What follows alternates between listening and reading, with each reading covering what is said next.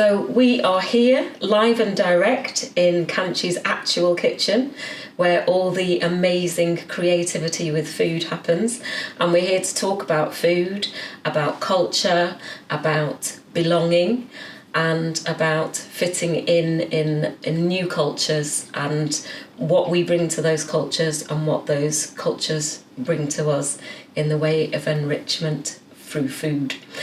So Kanchi, welcome. Well, not welcome because it's your kitchen, but please introduce yourself and tell us a little bit about yourself, please. My name's Kanchana Edwards, and I'm originally from Sri Lanka, and I've lived in the UK for 16 years now.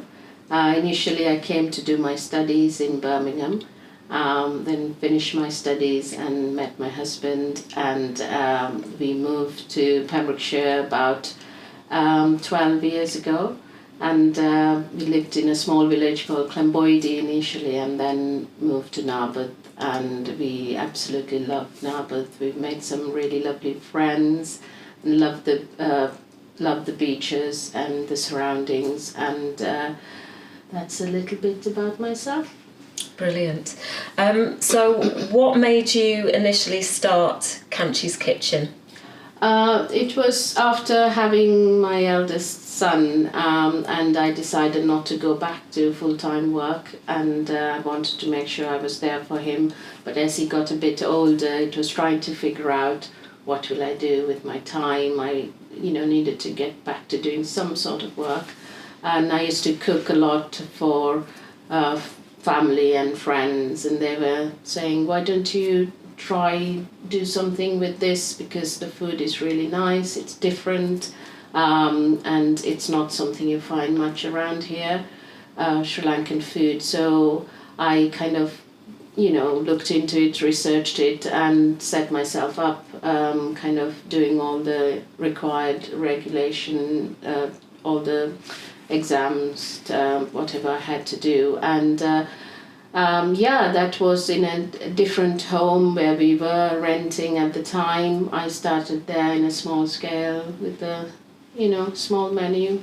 That was the beginning of Kanchi's Kitchen. And what was on the menu this weekend? I did a very traditional menu this weekend. I normally do a 2-course banquet meal for two.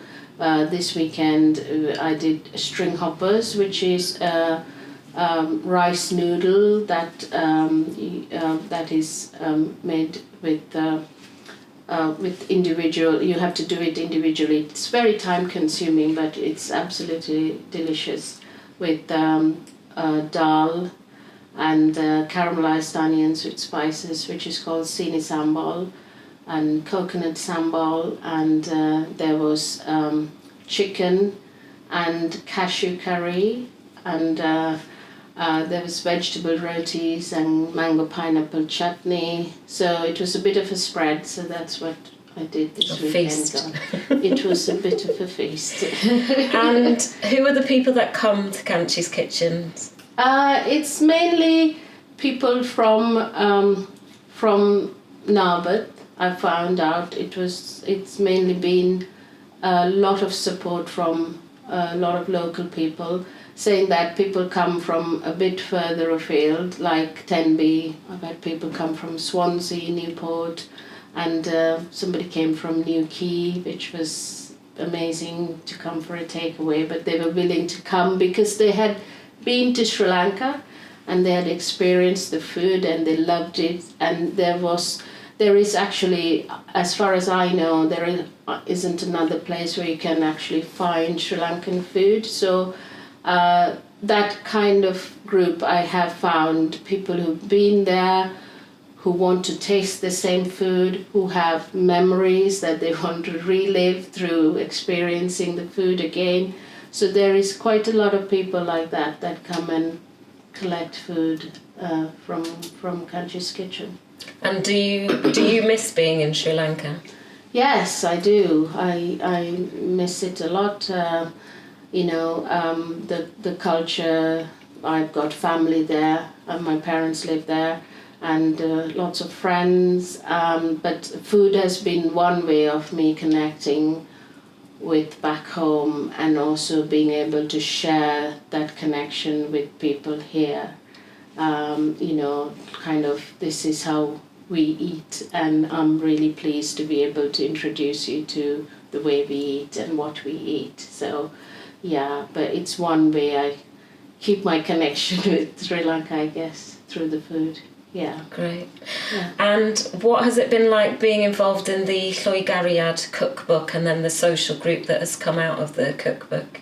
Well, I'm really grateful I had the opportunity to be part of it. It's been amazing to be part of a project like that, and to when the book was published and I had it to hand, just to see the incredible amount of people, experiences, stories that have come together, different cultures, different flavors, literally coming together through that book has been great. And I am very keen to try some of those other recipes as well, and really excited to see the social group growing and what's ahead for the future, really. And I'm really thankful to you for asking me to be part of it. Well, I'm really thankful to you for the amazing food. So if you could say, what is food, sum up food in 3 words. What 3 words would you choose to talk about food? That's really hard. In 3 words, sum up food in 3 words. It's, I would say it's connection, family, taste, probably. That's great. Thank you very much. Oh, thank you. I'm here in Atinuke's kitchen, and we are here to talk about food and the connection between food and our cultural heritage. So what role does food play in your cultural heritage? Oh, I think the best way of illustrating that is to tell you a little story. Okay, perfect. About one of my sons. So my sons actually look white. And my younger son went to a new school. And there was a girl in his class called Kemi, a black girl called Kemi. And he knew, of course, yes, a sister. Another Nigerian child, not only Nigerian, but Yoruba, because my father's Yoruba, so his grandfather is Yoruba. So my youngest son went up to her and said, "Hey, I'm Nigerian too." And she looked at him and she said, "Do you know what jollof rice is?" So that is how important food is in my cultural heritage. Yeah. If you don't know the food, then you're not really in. So you have a recipe Yes. in the Lloegariad cookbook. I do. And can you tell us a bit about your recipe and why that was the recipe that you chose? Yes, I chose a recipe for bean fritters, black-eyed bean fritters.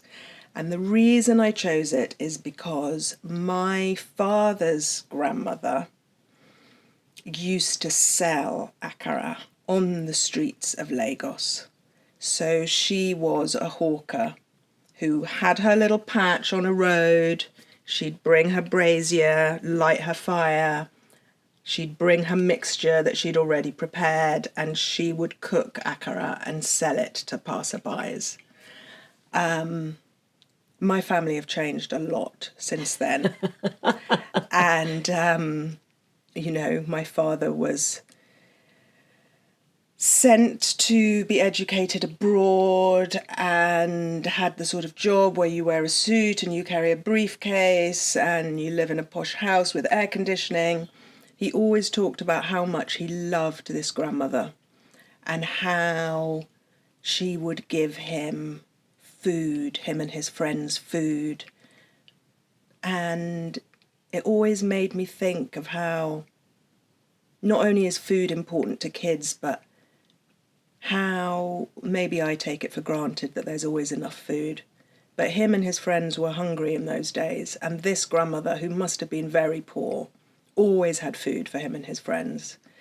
So in one of my books, because I'm an author now, there is a mother whose job is selling akara by the side of the road. Okay. So she was called Mama Akara, this great-great-grandmother of mine. And so that's the recipe that I chose. Brilliant. For the book. So the book the book and the social group that ensued was born out of consultations that I was doing for the Race Equality Action Plan. There were a lot of Black, Asian and minority ethnic people spread out across West Wales, all of whom to a degree felt a little bit isolated.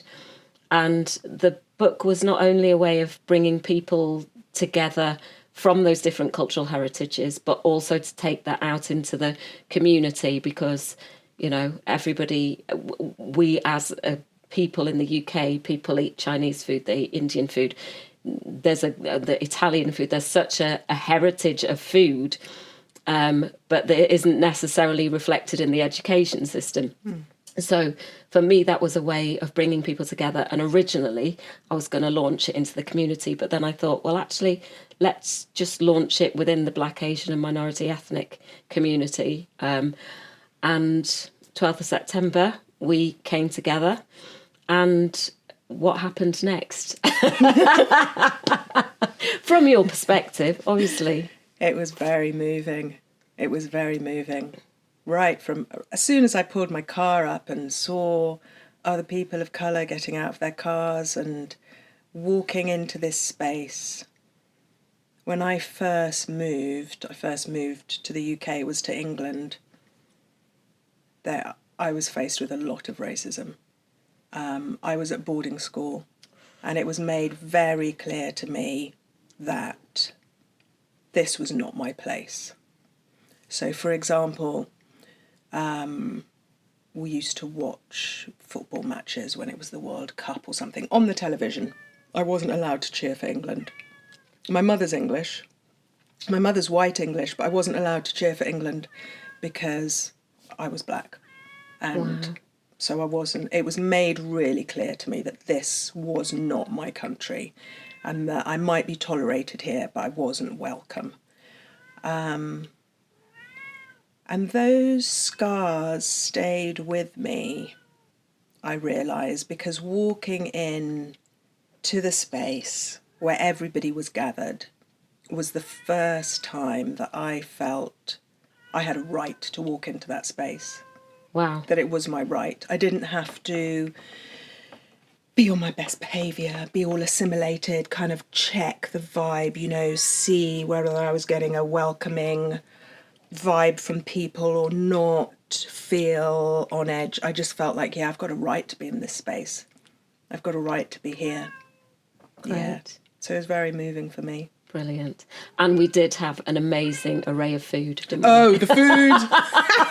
The food, I have to say, I took a few photos and then I went back because I wanted to show like friends and family, you know, look, we had this gathering of people of colour. I wanted to show them pictures of the people. I was like, oh, only taken photos of the food. Oh, that's brilliant. Thank you so much for talking to us today. That's been great. My pleasure. We are here in Llanelli in Mr. Paolo Piana's kitchen, and he describes himself as a citizen of the world. Why would you describe yourself as a citizen of the world? Oh, that's a lovely question to start with. Because the world is so interconnected, and I know we're here to talk about food, and of course, even here in Llanelli, you know, we're connected to the whole world through food and through people. I've been lucky enough to have travelled, lived abroad, and I just love the different types of food and the influences from around the world. So yes, I'm a citizen of this lovely global village that we live in. And what gets cooked right here in this kitchen? What are the favourites? Oh, right, there's no such thing as a favourite. Everything gets cooked here. And because I just love, I love cooking, it's my passion. So it's, oh goodness, how do you describe every type of food you can imagine? So I love, my background is from Italy. I used to live in India, but I love Mexican food, I love Greek food, I love Syrian food, I love African food, you name it. I love it, and if I don't know how to cook it, I'll find somebody who can teach me, or I'll go and visit that country and learn, or I'll find a book, and then I'll come back and cook it here in my kitchen. So I believe you have a very specific bit of cultural heritage as well, which relates to food, a biscuit. A biscuit, yes. Well, I was just talking to you about that before. Up on the wall here is a little wrapper, and it's from the village my family comes from, called Refancori, which is in Italy, in Piedmont. And my family were bakers, and they created this biscuit, which is like a rusk with fennel. And traditionally, it's drunk with white sparkling wine, something like Asti Spumante, which comes from that region as well. So, yeah, we've got this unique connection, as you said. And how do you think food connects us to our cultural heritage generally? Oh, absolutely. It's part of our identity. Today I was doing some work with young people in a school, and we asked them about heritage. And the number of young people who said to me about, Welsh capes, cowl, it was part of their identity. And I think we do identify ourselves through food back to our own cultural identity. But if you're like me, as I said, a citizen of the world, I draw on all of those things. So I just love food, and it's our connection as well with the world, and it's on a very simple level. So, for example, I teach people cooking, and I'll show them a tomato, and I've got a very simple tomato, and we'll spend some time talking about it, smelling about it, think about it, where's it come from, where was that grown, what did we need, was it from a hot country, was it getting the sunshine? So we start building a picture of everything about that tomato, and this is what I do when I talk to people. So it connects us where we were, where we are, and where we've come from, and all those cultural references, but we do it through the food. Brilliant. And also we were talking earlier about associations between racism and food, or the irony of when you juxtapose people who will happily go and get an Indian meal from a restaurant and yet will be racist against people of India or Pakistan. I have still not worked out how that's possible, where people don't have any sense of connection between the cultural influences which they have absorbed. People drinking tea. Well, tea isn't grown anywhere in Wales that I know of, or coffee, or chocolate, which are favourite things, what we call curry, the whole Indian type of food. And I cannot get my head around how people disassociate those influences with the actual people. So if you're going to drink coffee, for example, you cannot then disconnect yourself from the people who have grown it. If you're going to eat a piece of chocolate, you have to understand where that chocolate's come from and who's grown it for you. And if you go out, as we say, for what people say, going out for a curry, is how can you disassociate yourself with those people and that culture, but just say that you enjoy eating that food? Is something I find very, very difficult to comprehend, to be honest. And so do you think food is a positive force for global unity in the future? It's the way forward. Yeah, I honestly believe that at the moment we're getting these conferences where people get together, diplomacy, and I always believe that if we put people to sit them down in a room, put lots of food there, and then get them talking, is very, very difficult then to have an argument when you're sitting there eating with somebody and sharing food. And if we look back at some of the religious icons and paintings and everything that we have, we see people sitting together eating food. And I believe, quite sincerely, I know it sounds very naive, but if we spent more time sitting with people, sharing food, and then discussing, it gives us there's a sort of spiritual thing about that as well. It's, as I say, it's very difficult to argue with somebody when you've got a mouthful of really nice food, because our brain is getting very pleasant sensations, so it's very difficult then to have unpleasant thoughts while you're having a physically something which is very pleasurable. And I think if we spent more time when people got arguments, just sit down, let's go and sit somewhere, let's have something to eat, and then have a chat over some food. So call it naive, but I think that's the way forward personally. Brilliant. Thank you very much. Oh, thank you very much for your time.